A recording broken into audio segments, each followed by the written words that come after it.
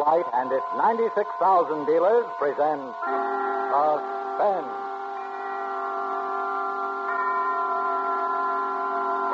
Tonight, Autolite brings you a suspense play of love and death in a New York penthouse, The Well-Dressed Corpse, and starring Miss Eve Arden.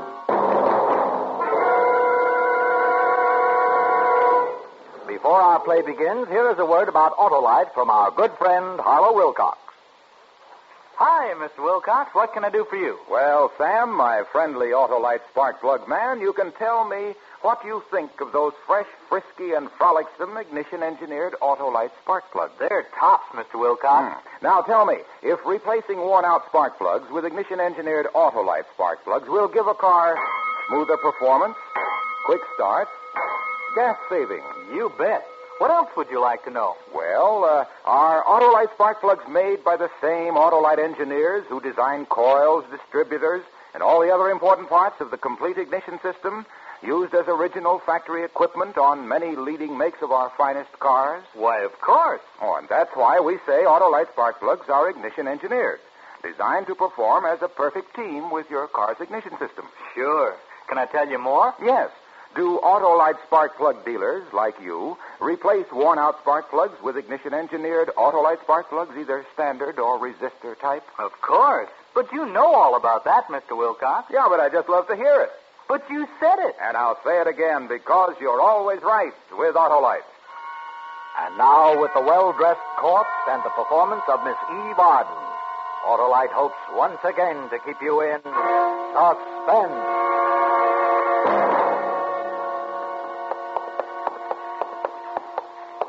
Lying on the couch in my office. Thought I'd just let her alone until you showed up, Captain Rourke. Well, that was considerate of you, Lieutenant. Here we are. Inside. Are you sure that's her? I'm positive. Where was she picked up? In her bedroom? Hell's Kitchen. An alley. She lost her dress, and one of the boys gave her his overcoat. What's your name? My name is Ruth Franklin. How old are you? 33. Where do you live? Pickwick Arms on Riverside Drive. Do you drive a car? Yes. A blue convertible. Mediterranean blue. Did you go to school in the city? Graduate school, Columbia University. I went to Stanford. I worked for the Carrington Green Advertising Agency. My secretary's name is Petey Wright. I'm the murderer you're looking for. Okay. I guess you're Ruth Franklin, all right. I guess I can't blame you for not recognizing me. Did you know that 6 weeks ago I was voted one of the 10 best-dressed women in America? Yeah, I read something about it. I always knew that someday I would be. But when it actually happened, it was just as exciting as if it had been a total surprise. The invitation to the buffet luncheon to meet the press came on Friday. I ran right out and bought the most elegant and expensive dress I could find. And when I swept into the luncheon, everyone was looking at me, including the other 9 well-dressed women. Percy Hamilton of Radcliffe, a little bald-headed man who moved and looked like a startled chipmunk, met me as I came in. Oh, Miss Franklin, I'm so happy to see you. Right this way, please. You're a little late, you know. Percy, baby, you've confused me perhaps with a debutante. I work for a living. I'm going to put you here at table 13. Oh, pardon me, Mr. Mason. That's all right. Mr. Mason, may I present Miss Franklin? How do you do? How do you do? You two are going to be luncheon partners. Well, I'll run along.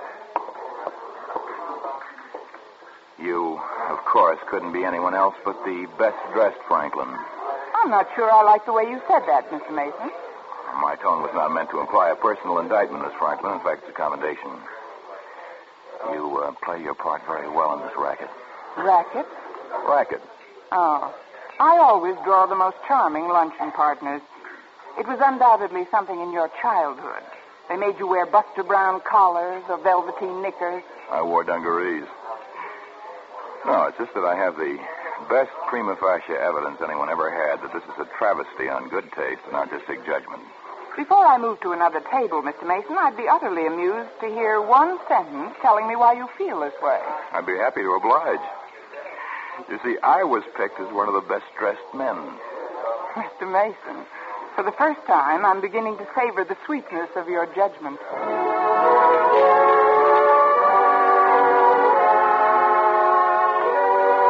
Well, that was the way it began. A little careless banter while we sized each other up. And something in our measurements had meaning. Because despite speeches and cold chicken a la king and news photographers interfering with most of our conversation, we later found ourselves at the Stork Club, analyzing everything from Picasso to paper hangings. Sometime in the evening, he said he had to catch a plane somewhere, but he'd get in touch with me soon. The next morning, when I walked into my office, Petey, my secretary, was wearing the smug smile of a girl who had caught her older sister with a boy on the back porch hammock. Seen it yet, boss? The Gimbal ads, how were they? I can wait. All right, seen what? The picture of you and Roy Mason. Mason? I hardly spoke a word to the man. They told me to look at him as if he'd just found a cure for the common cold. Hardly a word, huh? How'd you converse at the Stork Club? Smoke signals with your cigarette? Petey, you're very close to being fired. Let me read what some of the columnists say. The most handsome twosome in town last night were Ruth Franklin, the best-dressed huckster, and Roy Mason, who... Petey, what do you know about him? I'll save you the embarrassment of asking me to get a file on him. I've already done it. Here you are, boss. The Life and Loves of Roy Mason, assembled by Pete Wright, Girl Boswell. All right, tell us. He was a war correspondent, distinguished. He's written 2 books on world politics, The Long Road of Destruction and The Coming Asiatic War. I've ordered both of them so you can talk his language. He has a weekly column and a weekly radio program. Yale, 38, unmarried. Just call me Quick. Thank you, and goodbye. I'll just leave these things here so you can drool over them. Have fun. Petey? Yes, boss man? You've had your fun. Now, hands off. I'm going to marry him.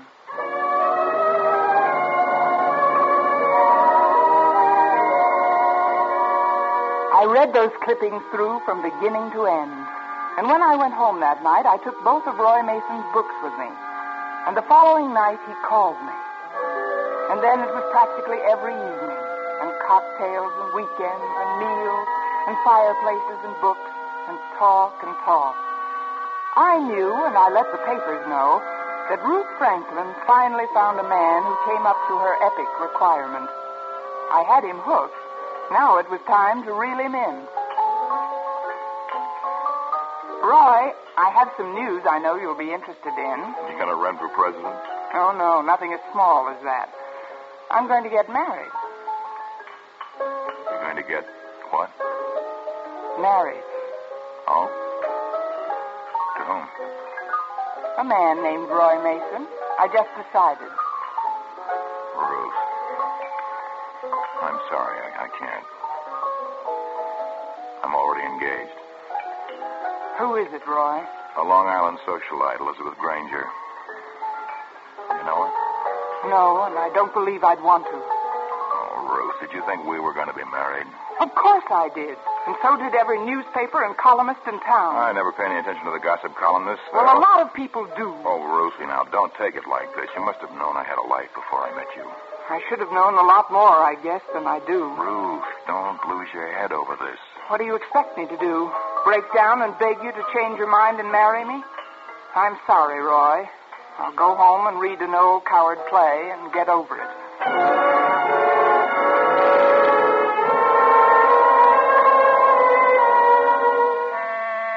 So that's the way it was. I'd saved myself for the one man who had what I had. Brains and guts and talent. And I suddenly found out I'd saved myself for what I couldn't have. I went home, threw his books in the fireplace, and sat down to have a long look at me. And all I found was a big, ugly hurt. Then it was light and time to go to the office. Petey, what are you doing at my desk? Oh, boss. I really didn't think you'd be in today, considering everything. Why shouldn't I be in? One of the best-dressed women in America doesn't find out that her boyfriend is a wolf in best-dressed clothes every day. That's enough, Petey. Get out of here and get to work. All right, boss. But it's happened to all of us one time or another. You should have practiced when you were young. Then you'd know more about what happened to you. Listen, you brainless little typist. Get out of here. Go on, get out. Okay, I'm going. But I know a good psychiatrist. He has a couch just made for people like you. You know, I could quit, too.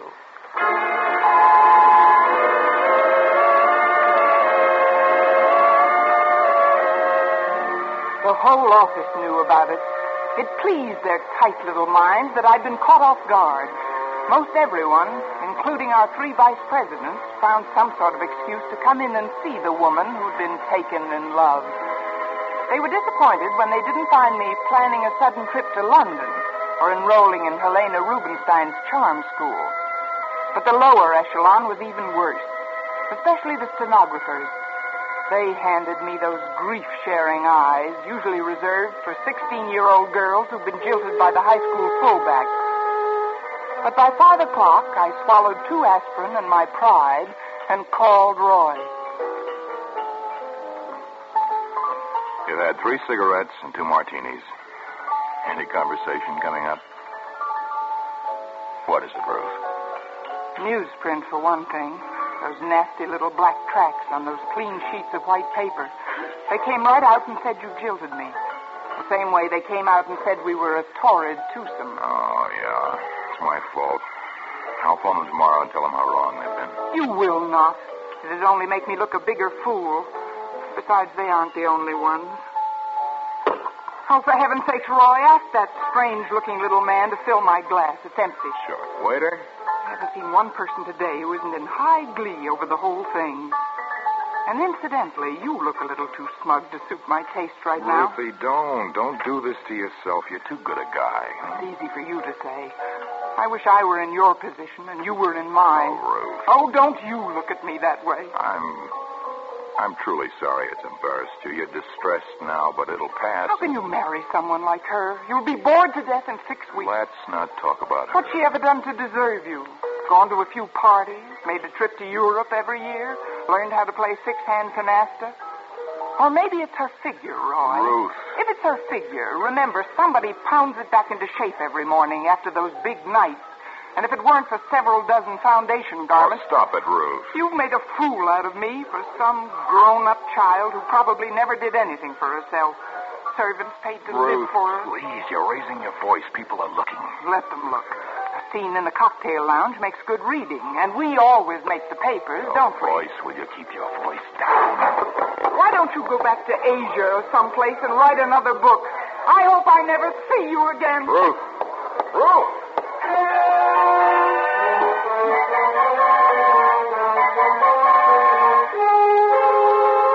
Roy looked foolish shouting after me. I looked even more foolish trying to make a dignified exit through the tears. Oh, leave it to me. I did a good job. I went off stage like a second lead in a little theater production. The next day, I didn't go to the office. I felt weak and weary and sick all over. And I didn't answer the phone until 3 in the afternoon. Hello? Me. Oh, I'm trying to get you all day. what for? To tell you that we're friends, you and I. I hate like the devil to think that you really meant it when you said you never wanted to see me again. I sent you a letter last night, but I'd rather tell you what I said in person. Now, look, Roy. Oh, let me go on, will you? A man rarely meets a woman like you. I was lucky. Real lucky. Ruth, you can send me away altogether if you want to, but I'd miss you for the rest of my life, and that's the truth. But you're going to marry her. Ruth, I want to talk with you calmly, decently, honestly. I want you for a friend. Mixing a couple of drinks in my apartment around 5 tonight. I hope you'll be there.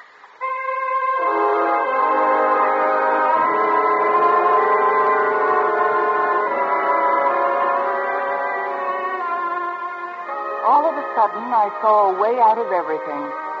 And I spent the next 2 hours getting ready for Roy. I remember I was wearing a new black crepe sheep by Dior and my pastel mink. It was a cold night, but the air made me feel good. Better than I've ever felt. I was politely late.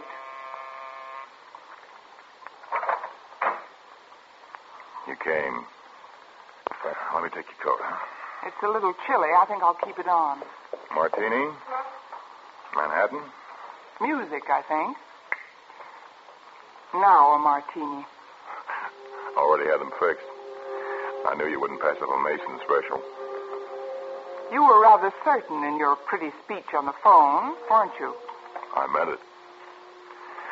And I am glad you're here, Ruth. All of that highly lacquered veneer you show your public is all right for them, but as for me, I'll take you the way I know you. Oh? Tell me more. Underneath $40,000 a year and being the best dressed, you're quite a gal. One look told me that. This amounts to a hats-off conversation. Now, Ruth, we're ready to talk, you and I. Let's do it, huh? For the first time since we met, I know all about you. I know what makes you work. And I don't like that one bit, Roy. I don't like being ripped open for the public to watch. You don't understand. Don't touch me. Ruth. Yes, it's a gun, Roy. Oh, for heaven's sake, Ruth. Ruth, stop this. You got it all wrong. Put down that gun.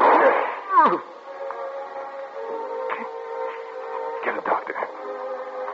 We'll say it was an accident. Stay away from me. Phone a doctor. No. No, it wasn't supposed to be this way at all. Ruth. Ruth. I wrote you.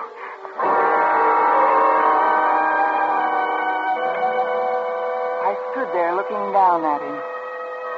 He tried to talk again, but he couldn't say a word. And then, all of a sudden, he was dead.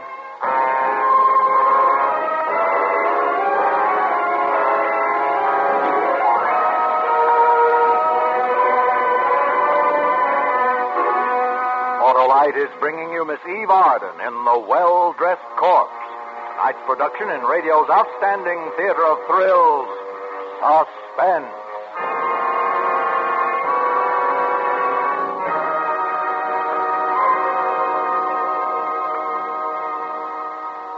Check your spark plugs, Mr. Wilcox? You sure can, Sam, because it pays to have spark plugs checked and cleaned regularly. Helps keep a car running right. Sure does, Mr. Wilcox. And it only takes a couple of minutes for an Autolite spark plug dealer like myself. Why, when worn-out spark plugs are replaced with new ignition-engineered Autolite spark plugs, you'll get away in a flash for a ride that's smoother than a gigolo's line. Because you'll get smoother performance, quick starts, and gas savings. He's off again. Ignition-engineered Autolite spark plugs, you know, are installed right on the assembly line as original factory equipment on millions of leading makes of our finest cars and trucks. Money just can't buy better spark plugs for your car than Autolite. You're right, Mr. Wilcox. So, friends, see your neighborhood Autolite spark plug dealer soon and have him replace worn-out spark plugs with world-famous ignition-engineered Autolite spark plugs. And whether you choose the resistor type or the standard type, you can be sure you're right, because you're always right with Autolite. And now Autolite brings back to our Hollywood soundstage Miss Eve Arden in Elliot Lewis's production of The Well-Dressed Corpse, a tale well calculated to keep you in suspense.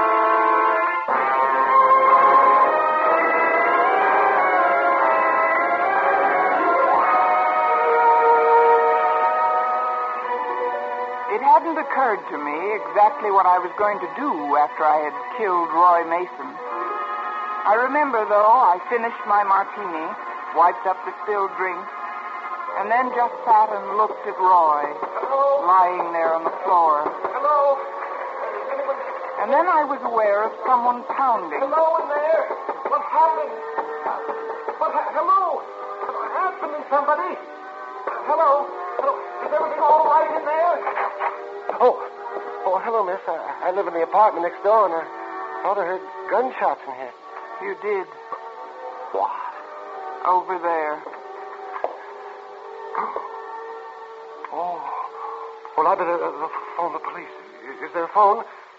On the desk.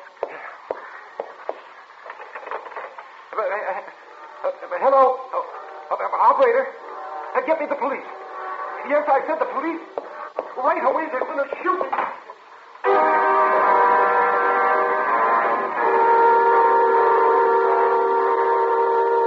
No one lifted a hand to stop me. Downstairs, I got a taxi back to my own apartment, changed, threw some things into a bag, gathered up my jewelry and what money I had. I took my car out of the garage and drove to the station and caught a train as far as Greenwich. There, I registered under another name at a small hotel. I was going to go on up to Canada the next day, but there was something I just had to see before I left the country. So instead, I caught a train back to New York.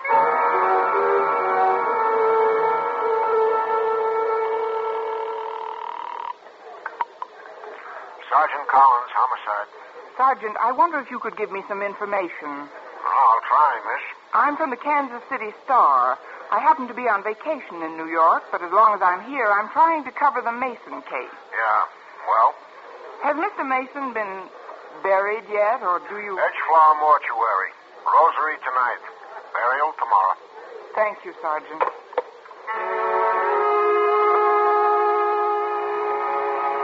I was at the Edgeflower early, waiting across the street. It was cold and blustery, but I wanted to see her walk in. I wanted to see how well she could take it.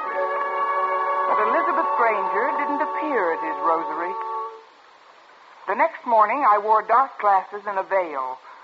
I went to his funeral, but she didn't.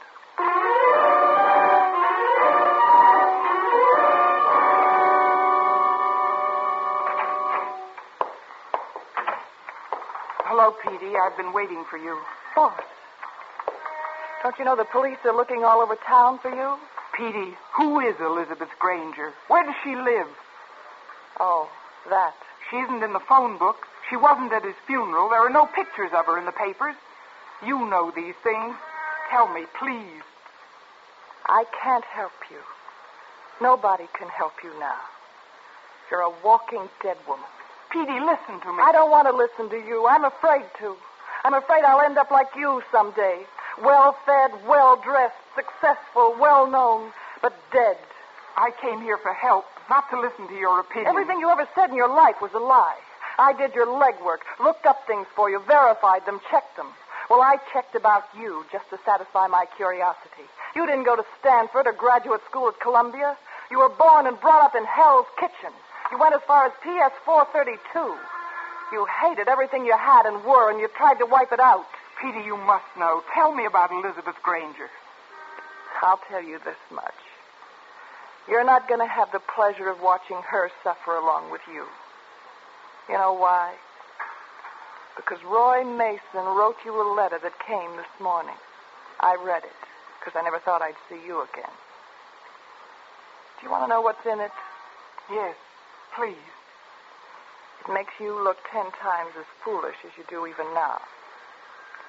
He said that there was no such person as Elizabeth Granger. You're lying. He just invented her. Just invented her to get away from you. You're lying. There has to be an Elizabeth Granger. Here's the letter. Look for yourself.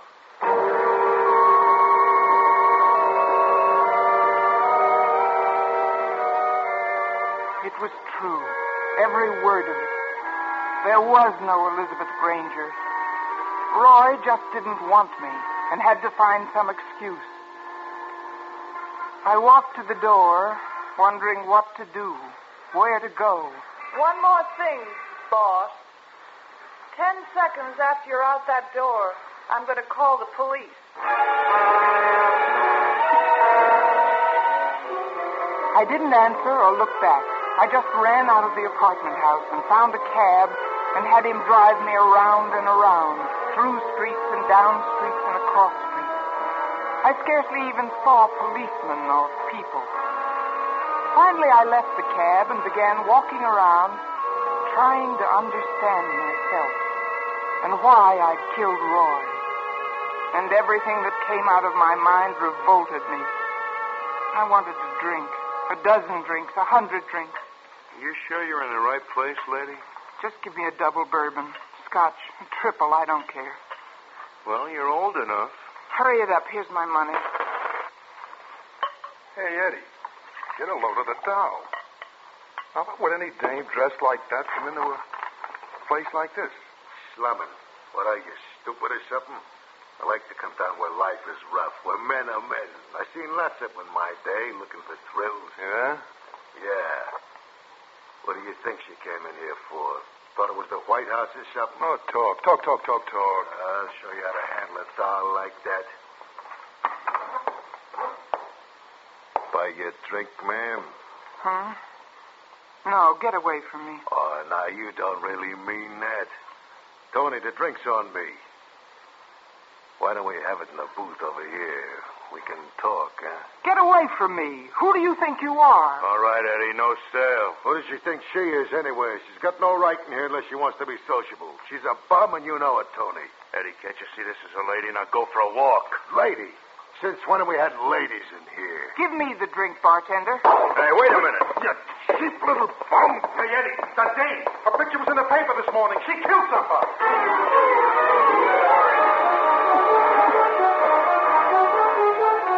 I ran out of there. It was only a matter of seconds until they called the police, so I just ran. I saw a police car, and I ran the other way. 2 blocks away, there was another police car at the intersection. I found an alley and ran down and fell headlong over a garbage can into the dirty, foul snow. I couldn't get up, and I cried cold tears. Come on, dearie. Come on. What are you doing? You won't need this coat where you're going. Leave my coat alone. That's all right, dearie. That's all right. Come on, the dress now. My dress. Ruby, help me get it off. You can't take my dress off me. I can use a fancy dress like that, and you can't wear it in jail. Now tear it off you if I have to. Don't, please, you can't. All right, here you are. Talk. Grab her shoes, Ruby, and let's go. My dress. They took my dress. Okay, here we are, lady. You let them do it. Why did you let them do it? We'll get them. Now, come on. Lift up your head. I gotta see you. Oh, don't hurt me, please. I'm somebody. Yeah, that's what I thought. Ruth Frank. I'm somebody. I'm somebody.